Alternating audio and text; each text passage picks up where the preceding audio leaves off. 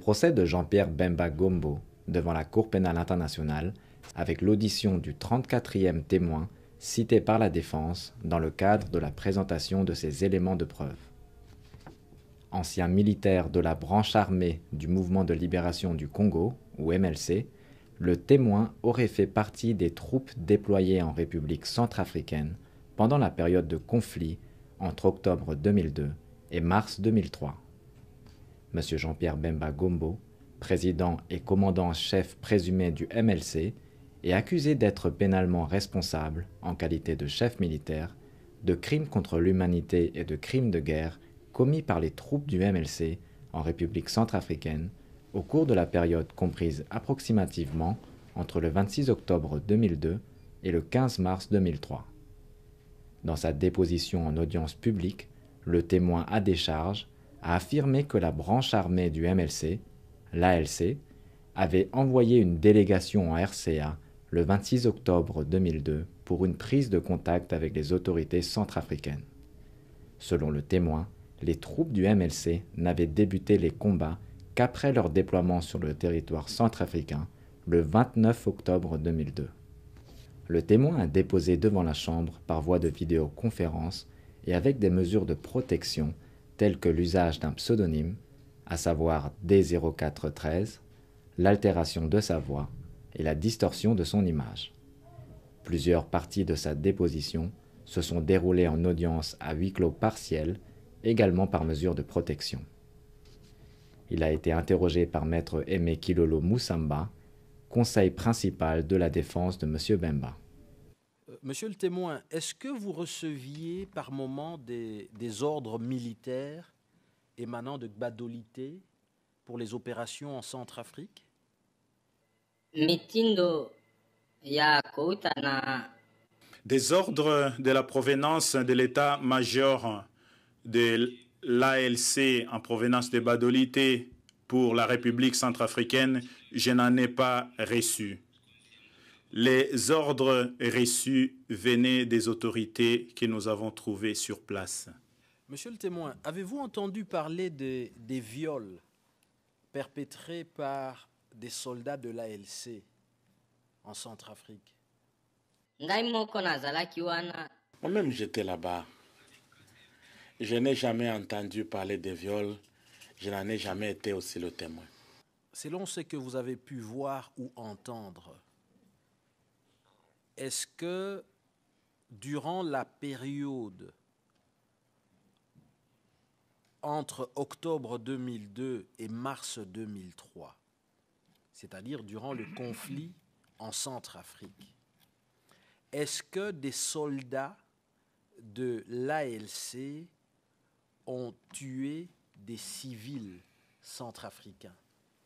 Je n'ai jamais entendu de tels récits et je n'en ai jamais été témoin parce que le règlement de l'ALC était clair. Si vous tuez un civil, on vous attache sur un arbre et on vous fusille aussi.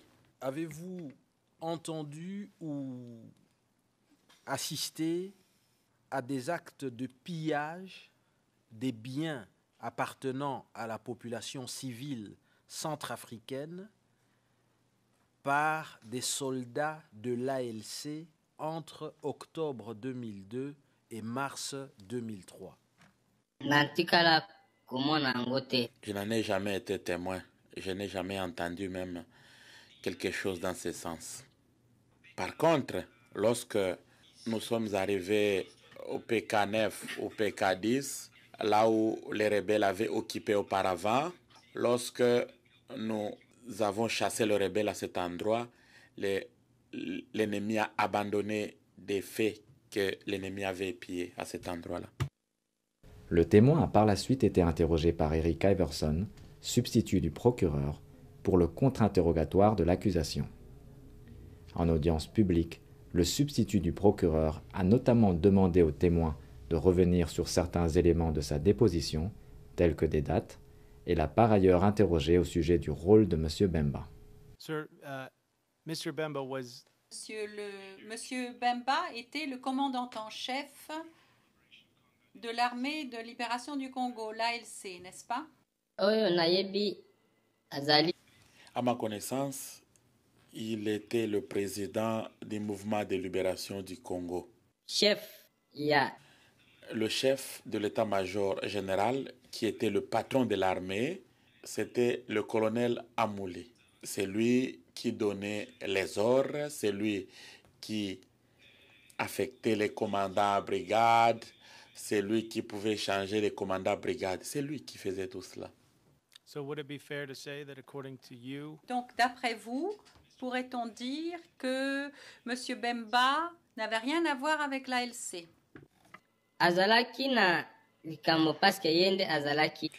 Oui, il avait un rôle à jouer parce qu'il était le président du MLC. Mais, d'ailleurs même, il y a certains militaires qui ne le reconnaissent même pas. your testimony that there are some ALC soldiers who didn't know? Monsieur, donc vous déclarez que il y a certains soldats de l'ALC qui ne savaient pas qui était M. Bemba. Moi, j'ai dit que il le connaissait comme le président, il l'appelait président du MLC. Mais il y a des éléments qui ont suivi la formation et qui étaient envoyés sur tel ou tel autre axe et qu'il n'avait jamais vu. Il y en avait. Le témoin a ensuite répondu aux questions des représentants légaux des victimes, dont celle de maître Marie-Édith Douzima-Lawson. Vous déclarez que vous n'aviez jamais entendu parler de crimes commis en Centrafrique par des soldats, que ce soit de l'ALC ou d'une quelconque autre force.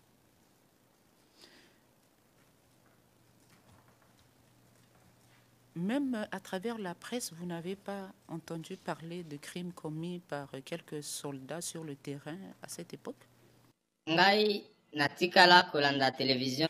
Je n'ai jamais suivi la télévision là-bas et je n'avais même pas de radio. Je m'occupais de mon travail, c'est tout. Le témoin a conclu sa déposition le jeudi 14 novembre 2013. Il compte parmi les derniers témoins de la présentation des éléments de preuve de la défense. Télévision, la chaîne de la diaspora congolaise. Madame le témoin D0430 a été auditionnée entre les 30 août et 3 septembre 2013, essentiellement en audience à huis clos partiel. Elle a témoigné devant la Chambre par voie de vidéoconférence et avec des mesures de protection telles que l'usage d'un pseudonyme, l'altération de la voix et la distorsion de l'image. Au cours de passages en audience publique, le témoin a notamment déclaré avoir été victime de viols commis par des éléments de la rébellion de François Bozizé qui avait investi son quartier à Bangui en octobre 2002. Elle aurait par ailleurs entendu parler d'autres crimes commis par ces mêmes troupes contre la population locale à l'époque des faits. Son interrogatoire en chef a été mené par maître Peter Haynes pour le compte de la défense. Pendant combien de jours est-ce que les soldats de Bozizé se sont trouvés dans votre quartier de Bangui? Ils ont passé 3 jours. Comment se sont-ils comportés vis-à-vis de la population locale?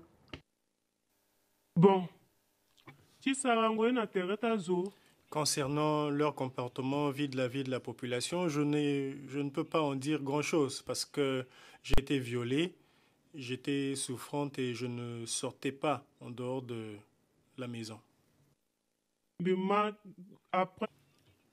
Après, j'ai entendu dire qu'ils ont violé d'autres personnes, qu'ils ont maltraité d'autres personnes, mais comme j'étais à l'intérieur de la maison, je ne peux pas en dire grand-chose.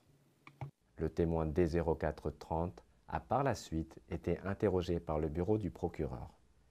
Répondant à Jean-Jacques Badibanga pour le compte de l'accusation, le témoin s'est notamment exprimé au sujet de l'identité des auteurs des exactions. Je ne sais pas, je ne peux que vous parler de ceux-là qui m'ont violé. Ils m'ont parlé, l'un m'a parlé en sango et l'autre en lingala. Ce n'est qu'après que celui-là a accompagné mon mari dans un voyage et mon mari lui a dit que celui-là est un centrafricain. Voyager ensemble avec mon mari. Et les soldats de Bozizé, est-ce que vous savez contre qui ils se battaient pendant cette guerre? Il se battait contre les soldats de Patassé. Et est-ce que vous savez qui est-ce qu'il avait comme soldat du côté de Patassé? Qui étaient les soldats qui se battaient pour Patassé? Est-ce que vous savez la composition de cette armée-là? Bon. J'ai appris qu'il y avait des fils du pays ainsi que des Libyens. Madame le témoin D0430 a enfin répondu aux questions des représentants légaux des victimes, dont celle de maître Marie-Édith Douzima-Lawson. Vous avez déclaré ceci. Ce que je vous demande, c'est de chercher à arrêter tous ceux qui ont commis des exactions à Bangui. Vous vous rappelez de cette déclaration? Oui. Quand vous parlez de tous ceux qui ont commis des exactions, de qui vouliez-vous parler?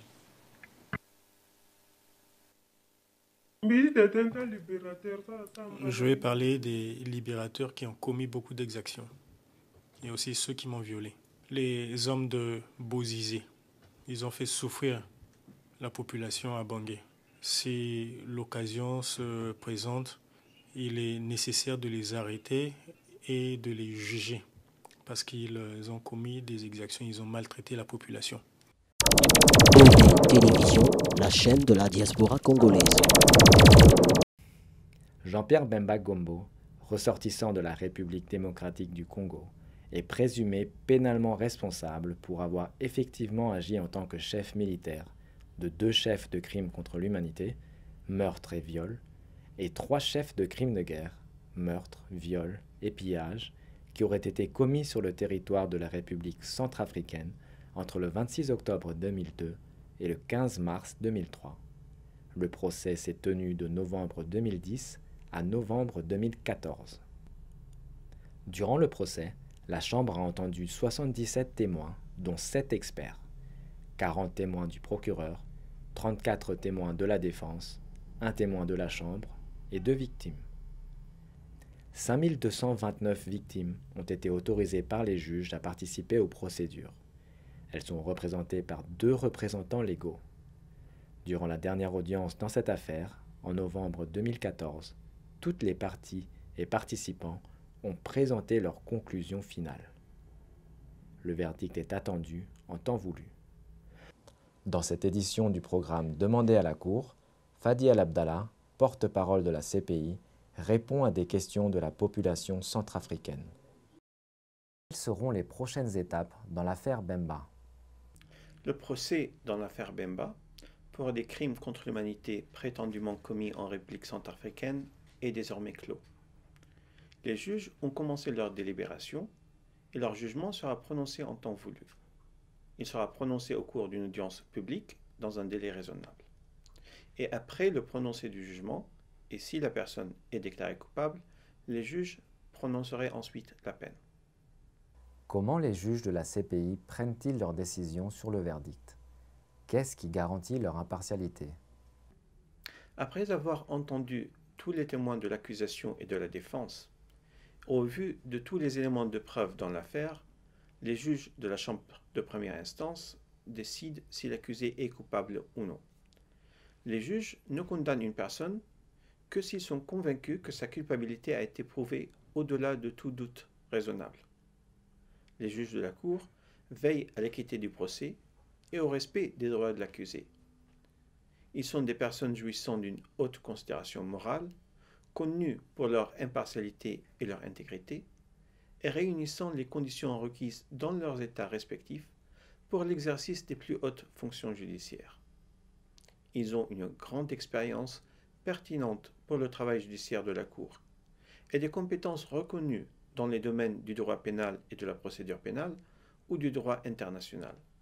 et le statut de Rome leur offrent toutes les garanties nécessaires, notamment l'inamovibilité et la non-extension de leur mandat. Le verdict attendu pourra-t-il faire l'objet d'un appel? Oui, la défense et l'accusation peuvent faire appel du jugement ou de la peine dans un délai de 30 jours. L'appel peut être interjeté pour des erreurs de procédure, de fait, de droit ou pour tout autre motif pouvant affecter l'équité ou la régularité de la procédure ou de la décision. Et la défense et l'accusation peuvent également faire appel de la peine s'ils considèrent qu'elle est disproportionnée par rapport au crime. Pourquoi les procès de la CPI sont-ils plus longs que les procès devant les juridictions nationales? Il y a plusieurs raisons expliquant la durée des procédures. Tout d'abord, les affaires devant la CPI sont complexes en raison de la nature et de la portée des crimes de masse relevant de sa compétence. Il s'agit en l'occasion de crimes de guerre, crimes contre l'humanité et génocide. Les juges de la CPI examinent un grand nombre de preuves en lien avec ces crimes et entendent de nombreux témoins. De plus, le siège de la CPI est éloigné des endroits où les crimes ont été commis et du pays de résidence des témoins. Cela pose des défis logistiques qui allongent la procédure. Il y a également des questions liées à la traduction et à l'interprétation. Les documents doivent être traduits dans une langue que la personne accusée comprenne. Et pendant le procès, l'interprétation simultanée en plusieurs langues est nécessaire en fonction de la langue utilisée par les témoins. Néanmoins, la CPI doit s'assurer que les procès soient équitables et impartiaux, et les juges de la CPI garantissent qu'il n'y ait pas de retard injustifié dans les procédures. Les réparations aux victimes dans l'affaire à l'encontre de Jean-Pierre Bemba Gombo peuvent-elles commencer directement après le verdict attendu? Les juges se préparent désormais à rendre une décision sur la culpabilité ou l'innocence de M. Bemba. En cas de condamnation, ils décideront de la peine à fixer à son encontre. Les parties, la défense de M. Bemba comme le procureur, ont le droit de faire appel de ces décisions, c'est-à-dire d'en demander un réexamen avant qu'elles ne deviennent définitives. La question des réparations n'intervient que s'il y a une décision déclarant la culpabilité de M. Bemba. Les juges seraient alors amenés à décider des mesures de réparation devant être prises en faveur des victimes des crimes dont M. Bemba aurait été, dans ce cas-là, déclaré coupable. Une fois ces mesures ordonnées, il faudra également s'attendre à ce que leur mise en œuvre prenne du temps. Ceci parce qu'il faudrait par exemple pouvoir évaluer quelles pourraient être les mesures appropriées et réalisables au vu des ressources disponibles. Il est donc important de garder à l'esprit que les réparations en faveur des victimes ne commenceront pas directement après le verdict attendu. Comme expliqué, aujourd'hui, nous ne savons pas s'il y aura des réparations, et s'il y en a, en quoi elles pourraient consister, ni comment se déroulerait leur mise en œuvre. En cas de condamnation de M. Bemba, ces questions seraient traitées par les juges en temps voulu et de la manière que les juges considéreraient appropriée et juste.